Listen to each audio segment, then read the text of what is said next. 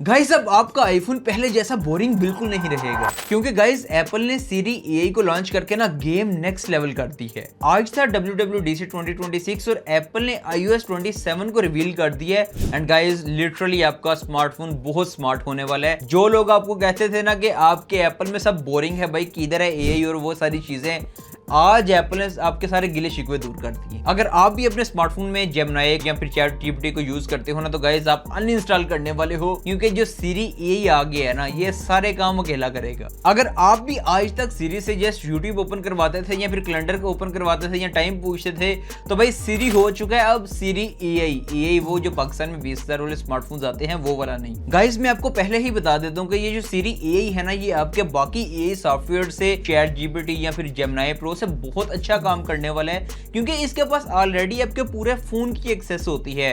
तो लाइक ये आपको जानता है आप किधर जाते हो, आप क्या लाइकिंग है आपकी, क्या डिसलाइकिंग है, आपकी सारी इंफॉर्मेशन ऑलरेडी इसके पास है। बेसिकली अभी आप कोई पिक्चर आएगी आपके सोशल मीडिया प्लेटफॉर्म के ऊपर, आपने देखना है कि ये पिक्चर की डिटेल कैसी है, तो आप सीरी से कहोगे कि ये कौन सी लोकेशन है, वो आपको लोकेशन बता देगा। या फिर इस तरह के कोई भी काम जो कि जिसके लिए उसको आपकी डिटेल चाहिए होगी, आपकी हैबिट चाहिए होगी, वो ऑलरेडी उसके पास होगी। तो आई थिंक इसकी ऑप्टिमाइजेशन दूसरे जितने भी सॉफ्टवेयर्स होंगे उससे बेहतर होगी। प्लस आपको सीरी की एक ऐप भी मिल जाएगी आप एआई की, तो अपने जितने भी नॉर्मल टास्क उन ऐप्स के ऊपर जाके करते हो कि लाइक मुझे इस तरह की पिक्चर बना दो, या फिर कोई भी आप क्वेश्चन आंसर करते हो, कुछ इमेज क्रिएशन करवाते हो, ये सब आपके आईफोन के ऊपर मिलेगा आपको। और पेरेंट्स के लिए अभी तक की सबसे बड़ी अपडेट जो एप्पल ने कर दी है ना, भाई अगर आप पेरेंट हो, आपने अपने बच्चे को आईफोन देना है, तो आप सेट कर सकते हो कि आपका बच्चा कौन सी ऐप यूज करेगा, कितने टाइम यूज करेगा, क्या क्या यूज करेगा, कितने टाइम बाद वो आपका स्मार्टफोन लॉक हो जाएगा, सब सेट कर सकते हो। और वो एंड्रॉइड के कैमरा में जितने भी फीचर्स होते थे ना, वो ऑटो रिफ्रेम करने वाला या फिर वो